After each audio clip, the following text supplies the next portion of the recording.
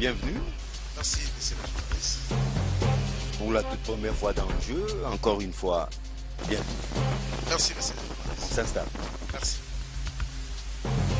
Alors, Tamba Ngoula Tonlich, question d'actualité oblige. Si je dois emprunter un langage aéronautique, notre Boeing électoral est en train de faire les taxis. D'ici là, c'est la vitesse des croisières et c'est les décollages.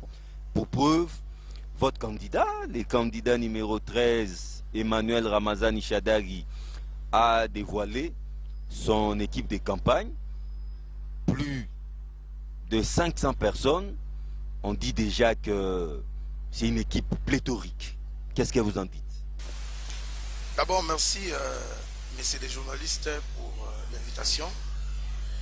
Et c'est en même temps un plaisir pour moi de participer pour la première fois dans votre émission, qui reste une émission de qualité.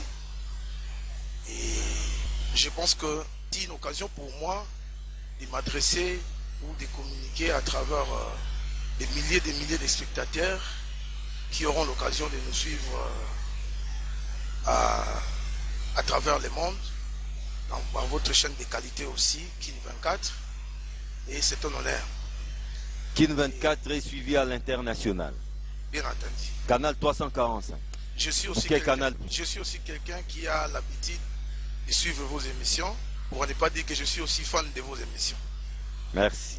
Alors, partant de la question que vous m'avez posée, celle de savoir de l'équipe qui a été mise en place par le candidat Emmanuel Shadari, moi je pense que cela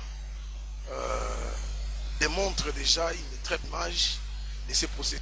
Et c'est une preuve palpable qui prouve à suffisance que les choses sont en train de s'organiser. Et peut-être c'est aussi pour le lier ici pour rappeler à tous ceux-là qui ne croient pas encore à ce processus ou qui ne croient pas encore aux élections au 23 novembre, nous qui croyons aux élections, et je pense que c'est le moment de leur rappeler que nous aurons bel et bien les élections le 23 décembre.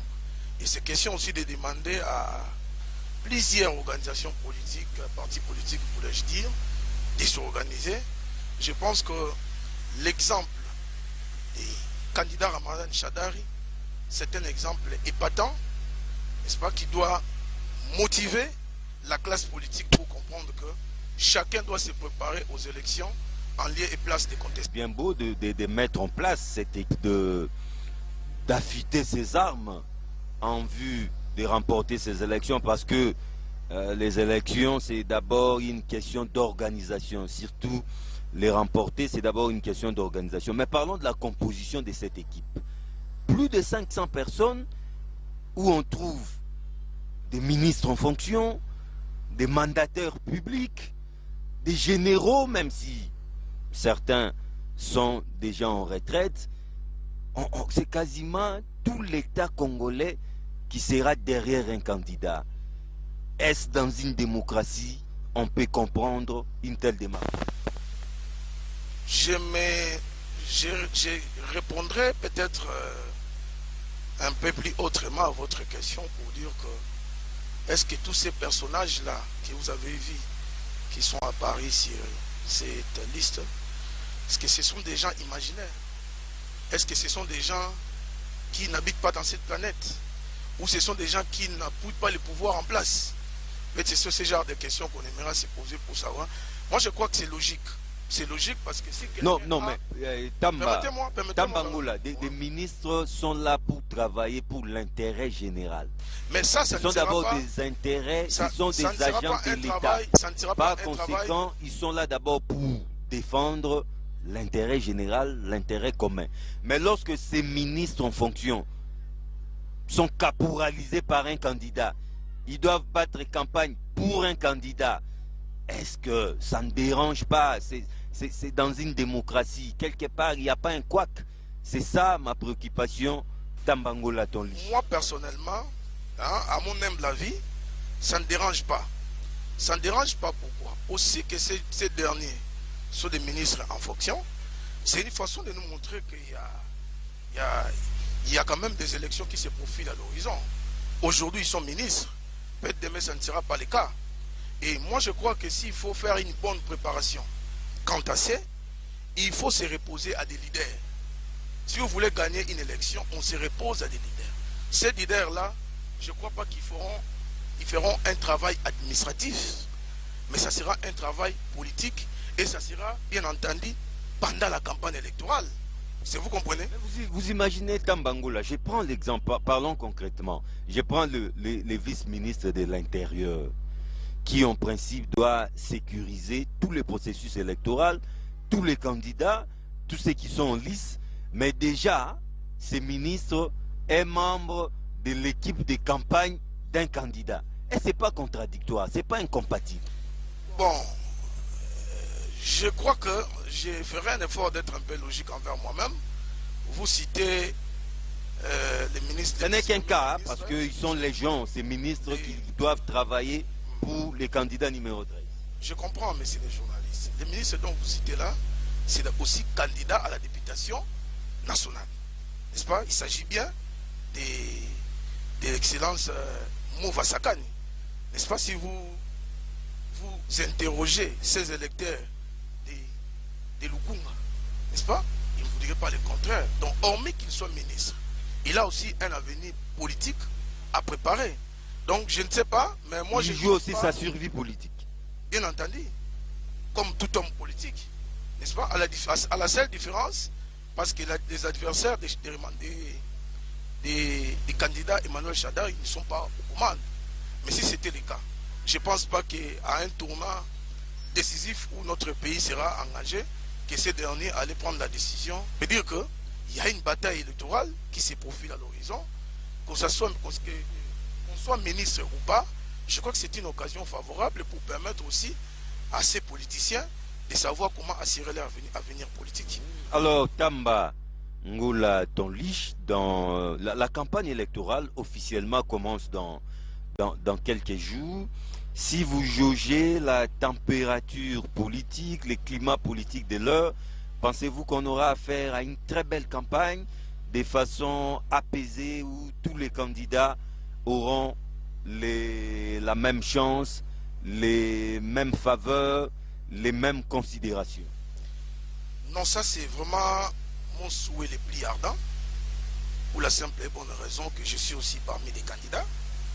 Et vous comprenez par là que notre pays a beaucoup souffert, n'est-ce pas? Et cela nécessite un nouveau souffle, n'est-ce pas? Mais le travail doit d'abord être un travail de fond, c'est-à-dire que la responsabilité incombe à tout le monde. Je pense que vous êtes un journaliste de renom, voulais-je dire.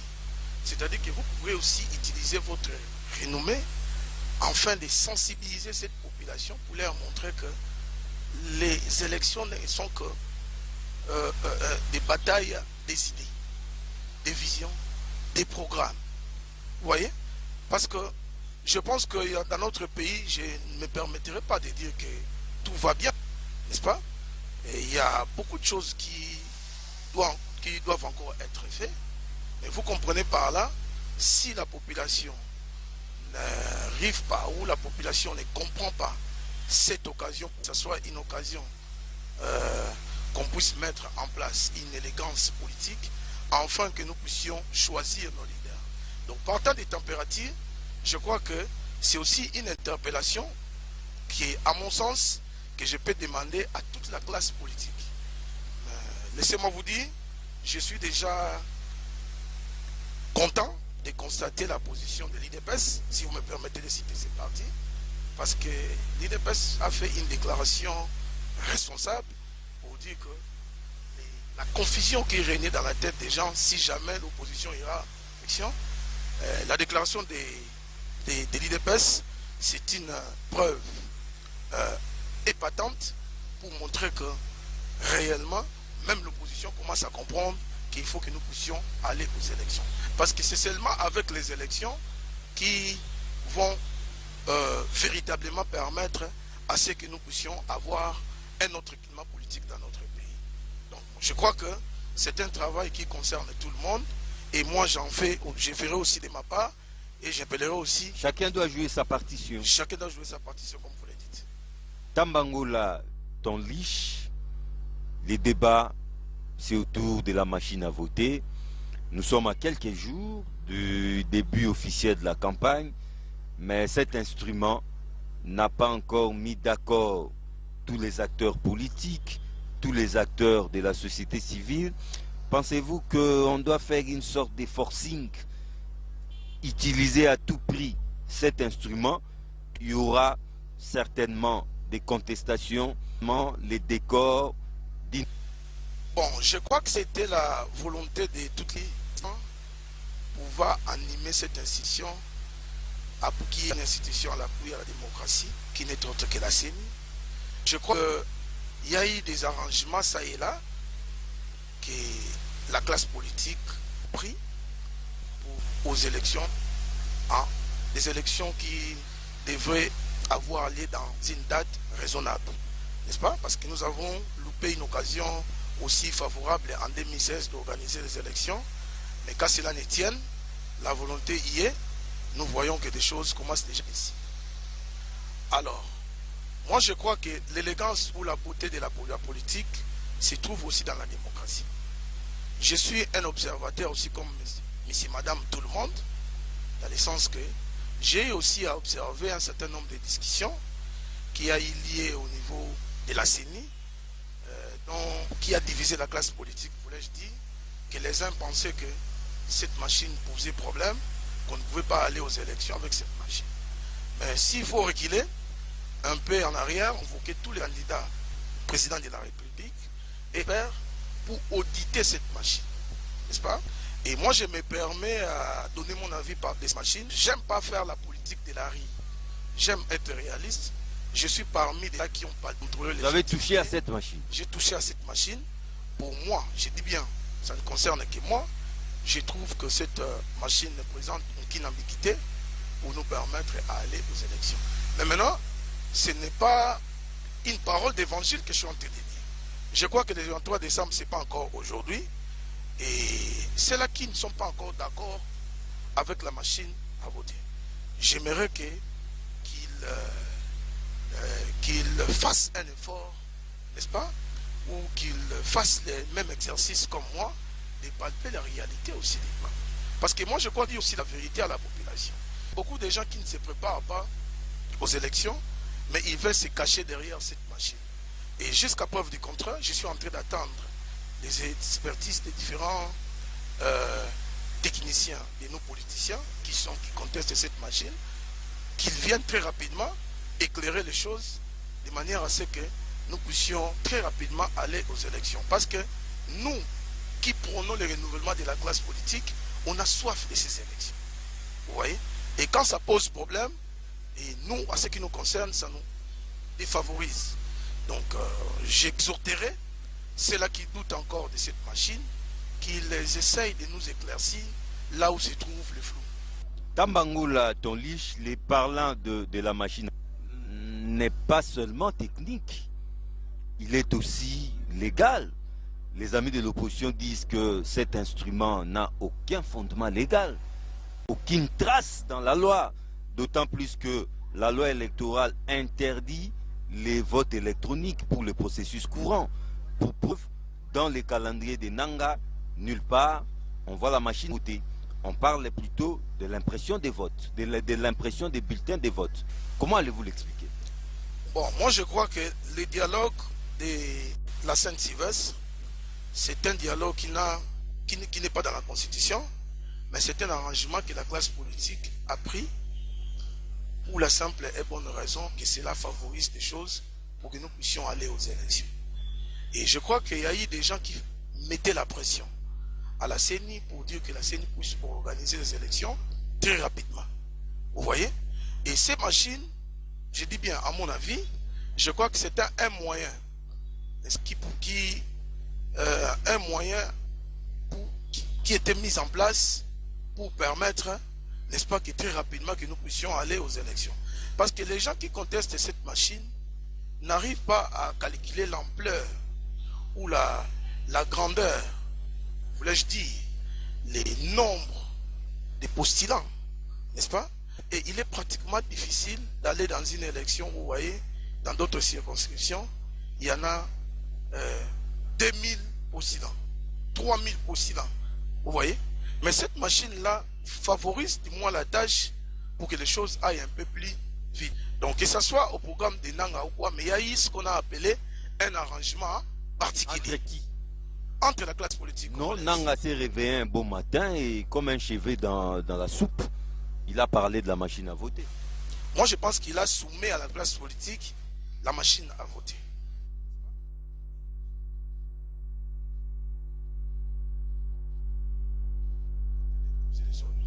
Surtout qu'il n'en a pas aussi des droits, mais il faut qu'on aille de discussion en discussion. C'est ça la démocratie. On n'est pas encore arrivé le 23 décembre. J'aimerais que mais dans une semaine, c'est le début de la campagne.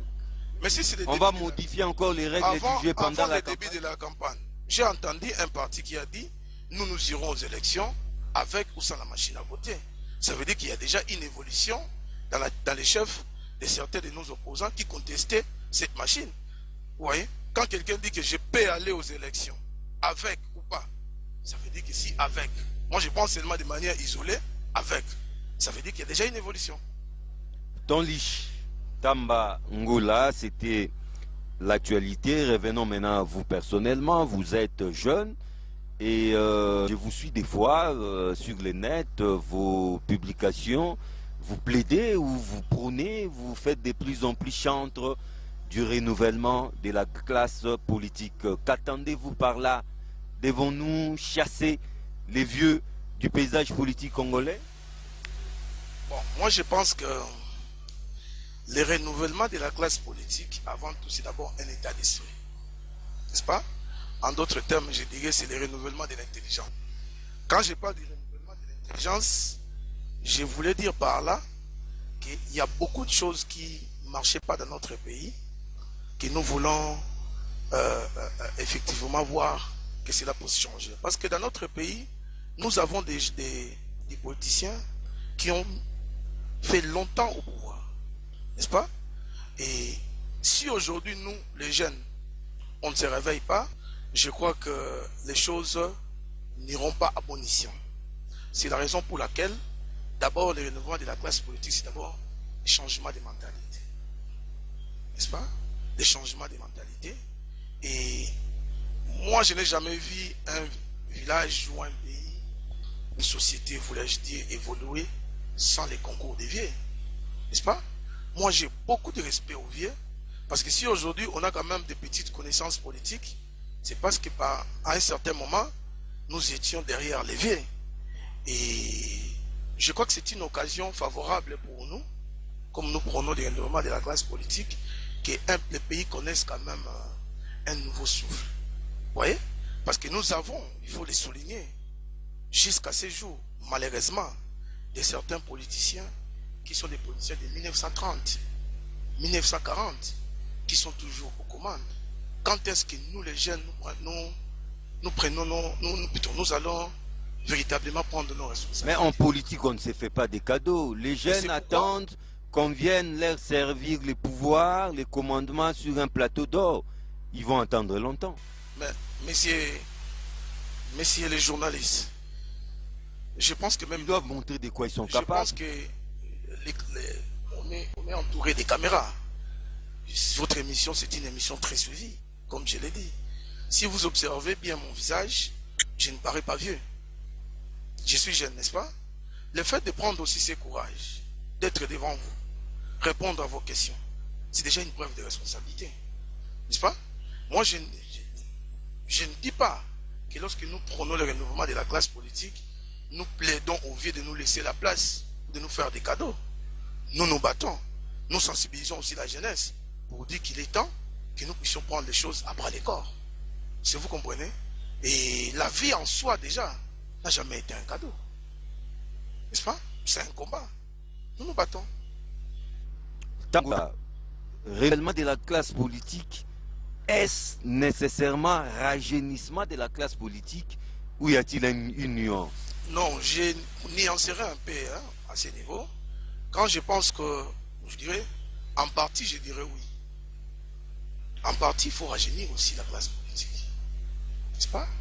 Parce que je ne me mettrai pas ici à citer les noms des gens. ou de certains personnages de notre pays. Mais vous constaterez avec moi que nous avons même d'autres institutions de notre pays qui sont jusque-là dirigées par des gens qui ont vieilli. N'est-ce pas? Ils ont besoin de repos. Peut-être que ça sera aussi un moyen pour nous de leur conseiller de se reposer. Que peut-être ils crient à nos capacités. Vous voyez? Et c'est l'occasion pour démontrer aussi, pour leur démontrer, pour dire que nous sommes aussi capables d'assumer nos responsabilités en tant que jeunes. Mais à une autre partie, je voulais dire qu'on doit aussi travailler avec certains vieux pour qu'ils nous servent des modèles, pour qu'ils nous servent aussi des conseils, pour qu'ils soient aussi nos coachs. Vous voyez? Donc on n'est pas là pour prôner une discrimination, mais on est là pour essayer un peu de contribuer, tant soit peu, de manière à ce que les choses puissent évoluer. Mais Tambangoula, de quelle jeunesse parlez-vous? Parlons-en. De cette jeunesse congolaise en mal de statut, une jeunesse qui n'a d'addiction que pour la bière, les femmes et la musique. C'est cette jeunesse que vous parlez? C'est une question regrettable. Quand je le dis regrettable, je le parle vraiment avec tout mon cœur, parce que c'est, comment je peux dire, c'est une forme de catalysation. Hein. On nous a catalogué que quand on est des jeunes, on devrait seulement servir des marchepieds de certains politiciens de mauvaise foi, hein, parce que les politiciens de bonne foi préparent toujours la relève. Mais je crois que être aujourd'hui mérite aussi. Mais ça se mérite à travers le travail. Est-ce que vous pensez que dans ce pays, nous n'avons pas de jeunes qui ont étudié? Nous avons plusieurs licenciés qui traînent à la maison. Josué a mérité d'être le successeur de Moïse. Mais est-ce que vous pensez vous pensez qu'aujourd'hui être candidat, aujourd'hui se mettre devant vous, circuler dans plusieurs télévisions de la place, parler de la politique, est-ce qu'il faut en faire quoi encore de plus? Mais Tambangoula, il y a beaucoup de candidatures de complaisance. Hein. Nous avons Moi, je ne pense pas que cette fois-ci, on a des candidatures cette problématique du seuil a fait que tout le monde soit candidat. Je crois peut-être qu'on va en parler. Ouais. Donc voilà. Donc j'étais en train de dire que je n'ai jamais compris la vie à une forme de cadeau. Vous voyez?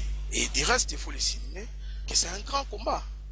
C'est un travail de longue haleine que nous nous mettons tous les jours, toutes les nuits. N'est-ce pas? Nous y travaillons. Et nous pensons que notre voix aussi, que ça soit minime. Parce que la classe politique est généralement occupée à des gens qui ont dirigé ce pays. Mais je crois que c'est vraiment un combat. Nous allons nous battre. Et je crois qu'il y a plusieurs jeunes aussi qui commencent à comprendre les choses comme moi. À prendre conscience. Ouais. Et ensemble, je crois que nous renverserons quand même la tendance. Tambangoula, ton liche, vous êtes jeune et je crois candidat au territoire de Sekebanza, un vaste territoire. Nous sommes dans le bas-fleuve, au Congo central, pour oser prendre cette décision. Qu'est-ce qui vous a motivé?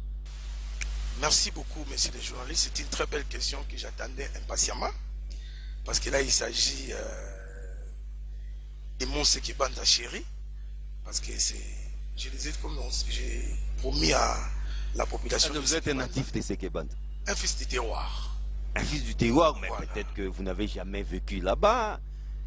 Né à Kinshasa, grandi, je ne sais pas moi, à Bandal, et du coup, vous vous faites passer pour porte-parole des habitants de Sekebanza. Je pense que les habitants de Sekebanza qui auront l'occasion de suivre cette émission, du coup, ils vont déjà directement vous contredire. N'est-ce pas? Vous serez très rapidement contredit pour la simple et bonne raison. Je n'ai jamais eu honte de le dire, même devant la télé, que nous sommes des villageois. N'est-ce pas? C'est comme on dit à Lingala, Babaouta. Moi, je suis venu ici à Kinshasa pour des raisons précises. Et je crois qu'il y a une très belle histoire qui est en train de s'écrire à ces points. Je suis venu pour des raisons précises, comme je l'ai dit tantôt. C'était pour les études. Je suis venu étudier ici à Kinshasa. J'ai décroché mon diplôme de licence. Je me suis lancé en politique. Je m'étais lancé en politique. D'abord, je suis allé faire la politique à l'université en formation. n'est-ce pas? Et j'ai, à un certain moment, concilié entre la théorie et la pratique, n'est-ce pas? La population des Sekebanza sait effectivement que celui-ci qui est en train de prendre parole, c'est réellement leur fils. N'est-ce pas? Quand je dis que réellement c'est leur fils, c'est une façon de vous dire que je suis né au Congo central, grandi au Congo central, étudié au Congo central, j'ai même décroché mon diplôme d'État au Congo central, et je pense que c'est seulement un fils, un vrai fils du Congo central qui peut véritablement résoudre ou connaître les vrais problèmes, n'est-ce pas, de son territoire, de Sekebanza, qui est un territoire du Congo central. Un fils du terroir qui connaît les vrais problèmes, mais quels sont ces vrais problèmes? Vous les dites sans les citer. Bon, étant que légaliste, je ne me permettrai pas de me placer déjà devant vous pour répondre aux questions qui seront répondues lors de la campagne électorale. N'est-ce pas? J'aimerais que vous puissiez vraiment prendre votre mal à la patience. Vous voulez être élu par cette population. Mais vous ne connaissez pas les problèmes de cette population. Monsieur le journaliste, je ne suis pas né à la première ère. Et je ne suis pas seulement quelqu'un de Sekebanza qui parle des problèmes de Sekebanza à Kinshasa. Je pense que vous allez être d'accord avec moi. Ce que je suis en train de faire aujourd'hui, je suis un envoyé des territoires de Sekebanza. Ce sont eux qui m'ont mandaté un candidat. 2024 est suivi à Sekebanza. Bien entendu. Rassurez-vous. La population de Sekebanza n'a pas besoin de candidats bâclés. N'est-ce pas? C'est la raison pour laquelle ils ont voulu... Ou un candidat fantôme. Quand je dis bâclé, c'est-à-dire qu'un candidat limité qui ne parle que de Sekebanza dans les Sekebanza. Les Sekebanza, c'est un territoire qui se trouve en République démocratique du Congo. N'est-ce pas? Vous avez dit, votre chaîne est suivie aussi à l'étranger. Oui. Il y a aussi des natifs de Sekebanza qui sont éparpillés partout dans le monde. Partout dans le monde. N'est-ce pas? Donc vous comprenez par là que je suis quelqu'un qui régulièrement est à Sekebanza. Et je ne suis pas seulement à Sekebanza, c'est parce qu'il y a eu des élections. Moi, je ne maîtrise pas les problèmes de Sekebanza, c'est parce qu'il y a des échéances électorales qui se profilent à l'horizon. Non. Moi, je parle de Sekebanza parce que je suis quelqu'un. D'abord, pour votre information, même mes parents habitent à Sekebanza. Mes frères et sœurs biologiques sont à Sekebanza. Mes amis d'enfance, mes amis de l'école sont à Sekebanza. Vous voyez? Donc une façon de dire que je suis un candidat qui prend les problèmes de Sekebanza avec beaucoup de sérieux. Quand je dis avec beaucoup de sérieux, je suis quelqu'un qui a déjà sillonné plus de tous les 5 secteurs du territoire de Sekebanza. Vous voyez? J'ai palpé la réalité des toits. Je connais les réels problèmes, n'est-ce pas, les grands défis qui doivent être relevés ces territoires. Donc je ne suis pas quelqu'un qui est un opportuniste de mauvais. Vous voyez? Donc je parle de Sekebanza parce qu'il y a des ceux-là d'ailleurs qui commencent à m'appeler M. Sekebanza. Donc voilà, déjà, M. Sekebanza. Vous voyez? Et c'est aussi une façon de remettre le prestige de ces grands territoires. N'est-ce pas? Il y a beaucoup de gens qui ne maîtrisent pas la grandeur de ces territoires. Permettez-moi de vous situer un peu les territoires de Sekebanza. Pour ceux-là qui ont déjà voyagé à Matadi, quand vous traversez juste le pont Maréchal, c'est là où commence le territoire de Sekebanza. N'est-ce pas? Vous y allez jusqu'à un village qu'on appelle Mondi. C'est là qui ont déjà emprunté la route qui va vers Boma. De une façon de vous dire que si aujourd'hui on a cette lumière dans notre pays, n'est-ce pas? Là je parlerai du barrage d'Inga. Cette grande richesse de la République démocratique du Congo. Le barrage d'Inga, c'est sur des territoires de En 2010, à Inga, j'étais moi-même présent. Nous avons réussi, pour le compte de notre territoire de Sekebanza, le ministre belge, le ministre des Affaires étrangères belge, qui était à son temps descendu à Inga. Il a vu les barrages d'Inga. Il a dit, ouh, mais le développement de ces grands pays peut commencer ici dans ces barrages. N'est-ce pas? Donc, pour vous répondre objectivement, les barrages d'Inga se trouvent dans les territoires de Sekebanza. Mais c'est un territoire qui est devenu un peu muet. Les gens n'en parlent pas tellement. N'est-ce pas? Alors, c'est cette jeunesse-là maintenant qui se réveille. Le territoire de Sekebanza est dans l'obscurité. À ce que je sache. Non, non, non, non, pas dans l'obscurité. Il y a quand même quelques coins où il y a de l'électricité. Mais c'est le combat que nous allons nous lancer aux jours à venir pour dire que les territoires de Sékébanza doivent aussi bénéficier de ces richesses. N'est-ce pas? Surtout qu'ils sont des autochtones. Les richesses, la richesse ou la grande richesse des Igdinga se trouve dans leur maison, dans notre maison. N'est-ce pas? Bon, maintenant là, je ne suis pas là en train de prêcher le tribalisme ou le sécessionnel.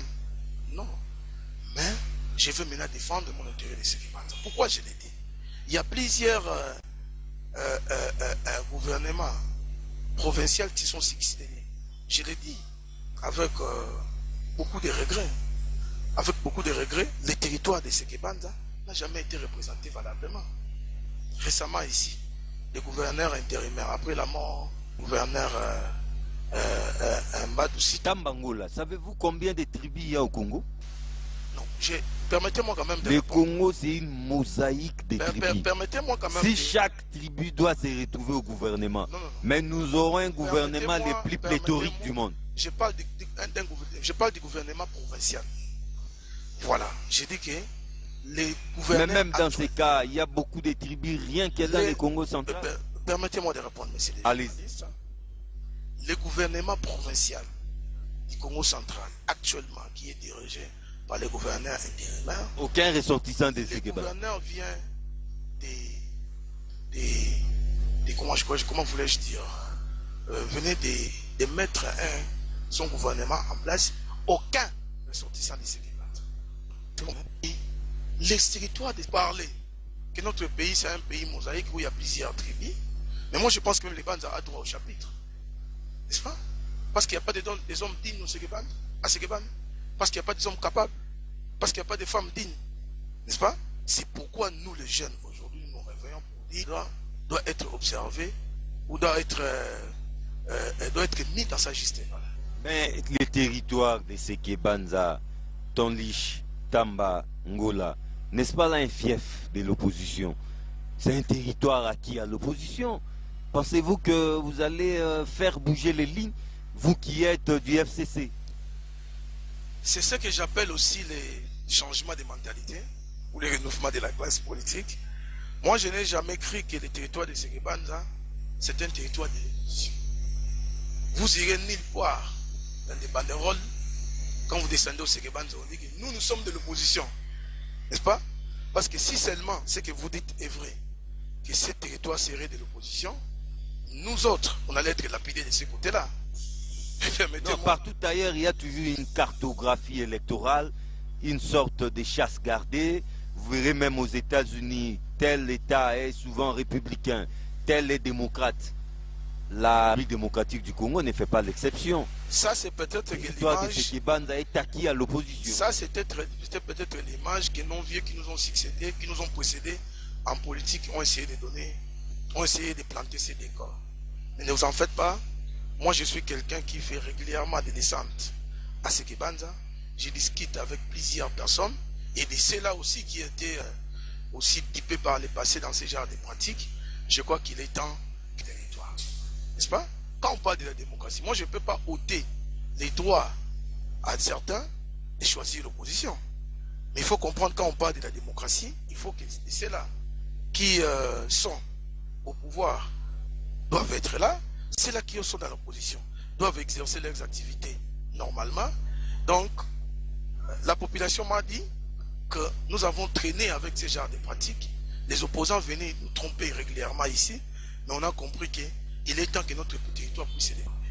Parce que si ce territoire peine à se développer, c'est parce qu'il y a beaucoup de gens qui ont voulu faire croire, n'est-ce pas, aux autochtones ou aux habitants de Sékébanza, que le Sékébanza serait une passion de l'opposition.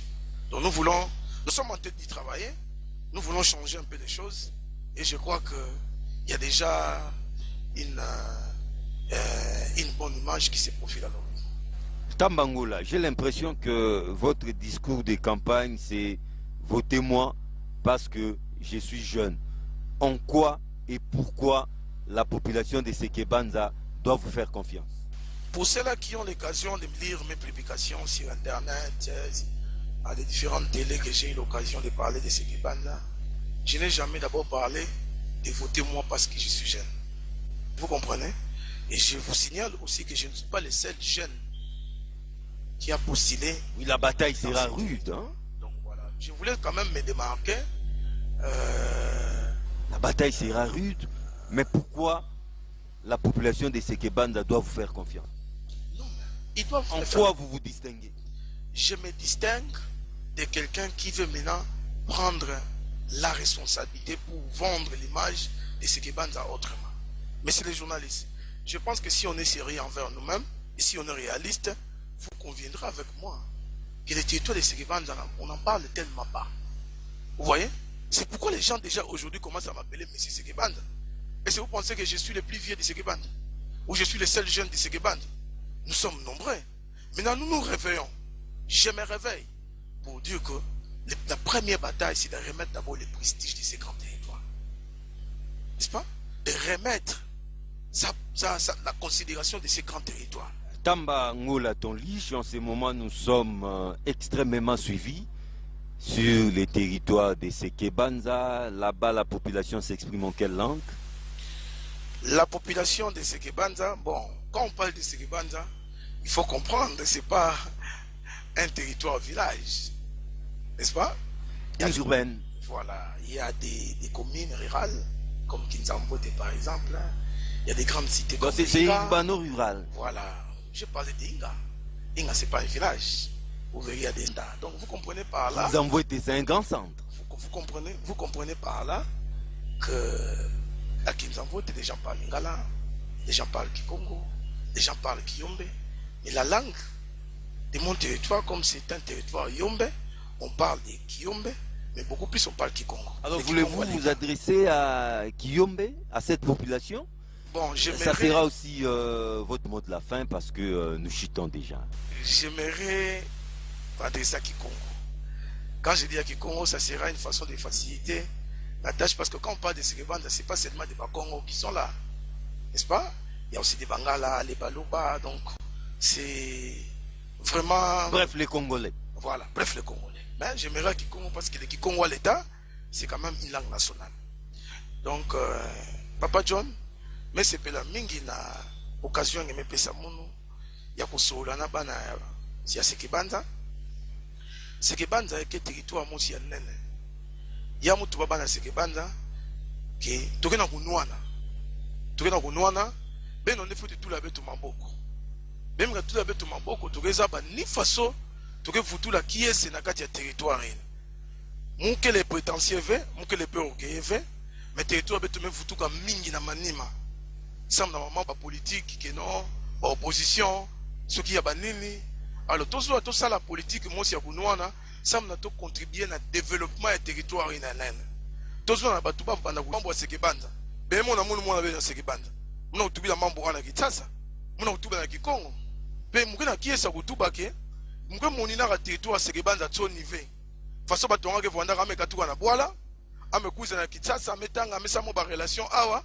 Amwa moni na boa nani tsoni ntu bandinga nani tsoni mebeto toke na kiesi ya kutubila bwala ei sam na bwala ei ya Kongo ya genene mutu na mutu ke changer bwala na façon nandi na kuwa nandi ya obeto bana territoire Sekebanda to memona ke intérêt ya me pesa mina beto ya ba élection beto bika te mambo ba contestation mo si inutile to nous na tete territoire ya changer sam na batumeni okoma mingi beto ka rende batwenya ndenda vwana na bonne volonté ina ya ku changer ba mambo. Oh, vous ne pouvez pas vous échapper au rituel de ces magazines. On aura besoin de vos traces indélébiles sur ces documents. Cela va attester votre passage dans le jeu.